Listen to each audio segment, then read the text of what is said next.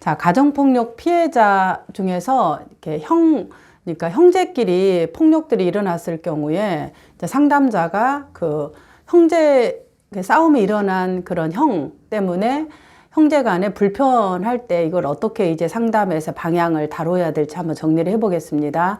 네. 우선은 형제 간의 가정폭력이 일어난다는 것은 대부분 이제 이렇게 그 가정에 대한 패턴을 보면은 부모의 가정폭력이 대부분 있게 돼요.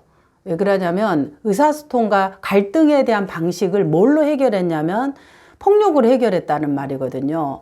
그러니까 이 폭력으로 해결했다는 말은 갈등의 해결 방식을 이전에 폭력으로 해결된 거를 그냥 이렇게 부모의 모델링으로 배우게 된 거죠. 그러니까 이거 안 배워도 우리는 삶을 부모로부터 많이 배우잖아요. 그러니까 상담사가 가설을 부모한테도 폭력이 있을 수 있겠다. 이렇게 보고 그러면 어떻게 폭력을 해결했냐 할 때 대부분 폭력으로 한 거예요. 그럼 폭력을 대부분의 힘 있는 자가 힘 없는 자를 폭력하는 방식으로 이루어졌으면 아버지가 어머니를 폭력했고 그럴 때 이 자녀의 3명은 어떻게 폭력에 대해서 대처했는가 그랬을 때 이 내담자의 역할이 막내임에도 네. 막내가 신고를 하는 역할을 했다라는 말은 이 가정의 의사소통이 암묵적으로 피하고 있는 스타일이에요. 폭력을 한 사람은 있고 나머지 이 가족의 구성원들은 이 폭력에 누나도 있고 형도 있을 텐데 그들이 신고를 한 게 아니라 막내를 했단 말은 이 폭력을 신고한 것에 대해서 위험이 따르는 것을 회피하는 거죠. 그래서 그 뭐 위험을 회피한 말은 아버지가 폭력을 행사한 가해자가 막내는 폭력을 하지 않았다든가 대부분 막내를 이뻐하니까 다른 애들은 때려도 그래서 이제 그런 방식으로 신고자의 역할을 했다 그러면 이 가정의 전체적인 체계가 의사소통을 명확하게 하지 않고 힘 있는 자가 누르는 형태로 그러니까 이 의사소통이 진행되고 있다고 우리가 추론할 수 있어요.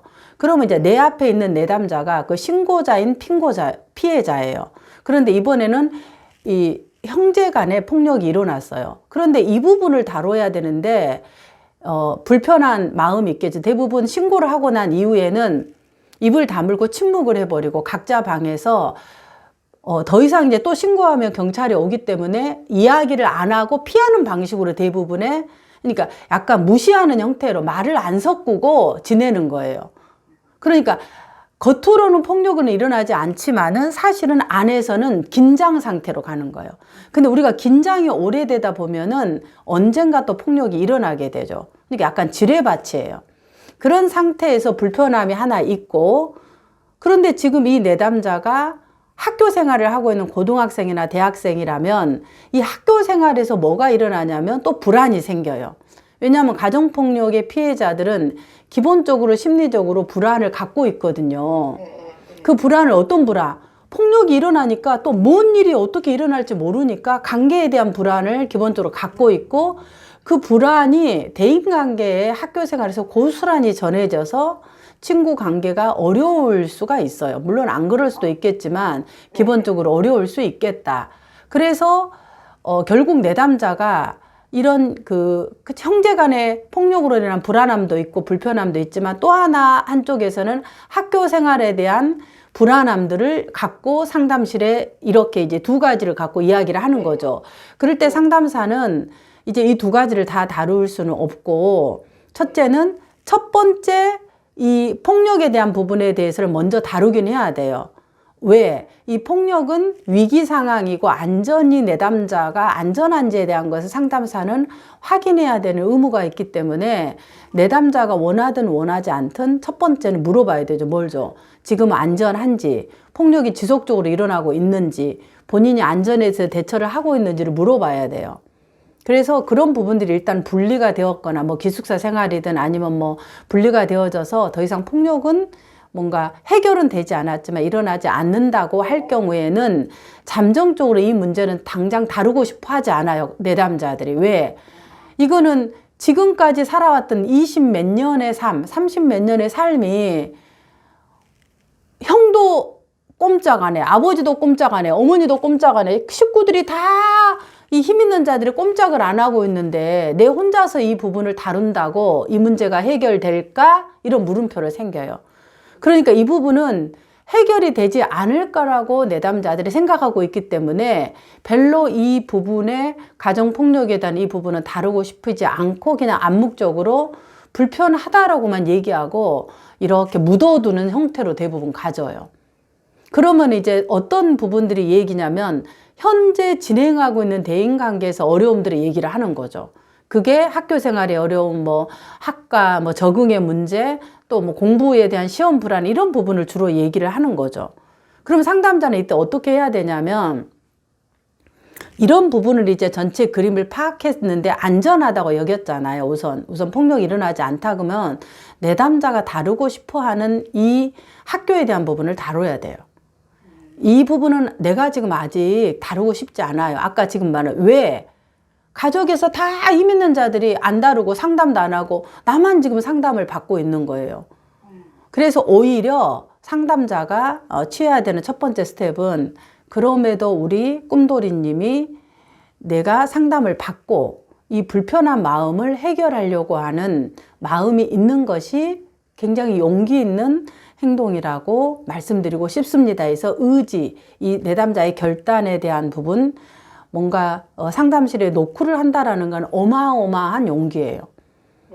어떤 경위로 왔든지 간에. 그래서 그렇게 먼저 지지해주고 이 내담자의 변화에 대한 의지에 대한 것들을 우선 지지해주는 것이 필요하다. 그 다음 두 번째 스텝은 지금 볼 때는 이제 제가 말한 방금 얘기했던 우리 꿈돌이님께서 이 부분도 사실 불편함을 다루고 싶어 하시겠지만 아버지, 어머니, 형, 누나, 가족의 어떤 부분도 상담을 받지 않고 20 몇 년 동안 지내왔던 문제가 나 혼자 상담을 받는다고 해결되지 않으실 것 같아서 이 부분은 지금 당장 다루고 싶어 하지 않으실 것 같아요. 않는 것으로 느껴집니다. 그렇다면 우선 지금 현재 학교에서 느껴지는 이 불안을 상담에서 다루고 싶어 하니까 이 부분을 우리가 상담에서 다루도록 해도 될까요? 이렇게 하고 합의를 하는 거죠. 그게 호소 문제 선정의 합의. 제가 내비게이션에 강의했던 것처럼. 그러면 이 부분을 이제 할 때 그러면은 학교에서 이제 이 불안이 뭐냐 그럴 때 상담자가 이제 이 불안을 다루는 거죠. 그럼 불안을 다루고 학교에서 적응을 해서 할 때 1차적으로 학교에 대한 불안을 다루는 대처적인 부분을 하는 것도 필요하고 두 번째는 마치 이것이 떨어져서 학교에 대한 불안을 다루는 것 같지만 이 현재 가족에서 느껴지는 이 불안하고 별개인 것 같지만 사실은 연결되어 있어요. 이 불안의 기저의 맥락의 밑부분에서는. 밑부분에서는 이게 연결이 돼 있죠. 그래서 어떻게 연결이 돼 있냐 그러면은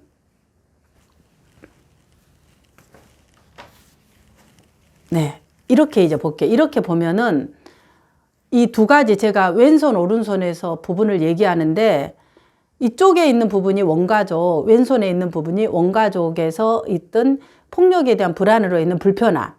오른쪽이 현재 대인관계에서 학교 생활에서 갖고 있는 불안함. 이 두 가지예요.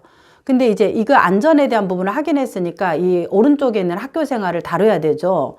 근데 이 부분을 다루다 보면 이 연결되어 있는 이 선이라는 게 있어요. 이게 사실은 오른쪽의 걸 다루지만 왼쪽하고 연결이 된다는 거죠. 왜? 이 밑에 있는 이 천에서 이 부분이 기본적인 불안은 다 연결된다는 거예요. 다만 이 불안이 현재 대인관계에서 이렇게 나타나는 거예요. 이렇게. 그래서 이거를 먼저 다루지만 사실은 이 왼쪽에 있는 부분도 다뤄지고 있는 거예요. 그러나 상담의 전면적으로 나타나고 있는 부분, 이 부분을 다루는 거죠. 학교 생활에 대한 이 부분을. 그럼 이 부분을 다루다 보면 뭘 다루냐 그러면 첫 번째 이 한 가닥을 다루는 거예요. 이게 뭐냐면 지금 학교 생활에서 내가 불안한 것이 발표 불안, 시험에 대한 불안 이런 부분인데 대인관계, 사람들하고 불안에 대한 부분들이 어떤 것들이 좀 어떤 상황에서 내가 불안할까요? 이렇게 이제 다뤄요. 그러다 보면 사람들이 나를 뭐 어떻게 생각할까 이런 것도 있고 여러 가지 이 불안의 요소가 있어요. 내가 적응을 못하면 어떻게 하나 이런 불안도 있을 수 있고 그래서 이 불안의 얘기를 하다 보면은 그 불안함이 지금 이제 대학 생활이라면 이 불안함이 지금만 있었나요? 중학교, 고등학교, 초등학교 때는 어땠나 이걸 다 같이 물어보는 거죠. 대인관계에 대한 이 부분에 대인관계에 대한 이 부분의 모퉁이를 얘기를 하지만 상담사가 탐색할 때는 이 네 가지의 줄을 다 물어보는 거죠. 그러다 보면 대부분 가정폭력의 그 피해자로 있었던 내담자들은 이렇게 그 학교 생활에 대인관계 어려움들이 초등학교 때부터 있을 가능성이 훨씬 많아요. 가설로. 그럼 이제 그렇다고 우리의 가설들을 내담자가 얘기를 해주면 그때 이 학교에서 어려움의 부분들의 이야기를 있었을 때 참 많이 힘들었겠다. 공간. 왕따가 있을 수 있겠고 친구들하고 나가는 게 힘들어. 그러면 왜 그렇게 힘드셨을까요? 또 탐색을 하겠죠. 대학교는 이제 코로나 때문에 뭐 그럴 수 있고 또 뭐 군대 갔다 와서 하다 보니까 어려울 수 있는데 고등학교 때는 어땠을까요? 고등학교 때는 코로나 전이니까. 그 다음에 또 중학교 때. 그러면 이제 이 이야기를 하다 보면은 이 힘들 때 이 부분을 누구한테 고민을 얘기하고 어떻게 해결하셨을까요? 이렇게 들어가요. 그러면은 뭐라고 얘기해요? 아무도 없었다든지 혼자 있었다든지 이런 얘기를 할 때 이제 이때 들어갈 수 있는 상담자의 질문이 이 선을 따라서 가는 거예요. 이 선이 뭐냐면 가족이에요. 형도 있고 누나도 있고 부모님도 있었을 텐데 이런 부분들을 얘기를 할 수 있었을 텐데 혹시 얘기하지 못하는 이유가 있었을까요? 이 질문이 이거를 타고 들어가서 가족의 불안을 다루는 연결선이 돼요. 그러면 뭐라고 할까요? 엄마 아빠가 계속 싸웠고 엄마는 맞았고 그래서 사실은 내 문제를 얘기할 수 있는 상황은 아니었어요. 이렇게 얘기가 될 수 있겠죠. 대부분 그렇게 해요. 그러면 이제 사실은 이 오른쪽에 있는 현재 불안의 얘기를 하고 있지만 사실은 이 선을 따라서 들어가다 보면은 친구 관계 얘기를 하다 보면 가족에서 내가 이야기할 수 없었던 폭력이 일어난 상황으로 되게 되면 이래기 때 내담자가 폭력이 일어났던 형제의 그 문제들, 가정폭력에 대한 어려움, 이 이야기들이 그대로 다시 이 시점에서 이야기가 될 수 있어요. 현재 관계와 맥락을 같이 하면서. 그러면 다루는 것은 현재 관계의 대인관계 어려움을 다루지만 이 가족은 뭐냐면 이러한 불안이 일어나게 된 원인을 선생님이 이 줄을 따라서 가게 된 거죠. 이 원인이 뭐냐면 사례 개념화에서 유발 요인이 되는 거죠.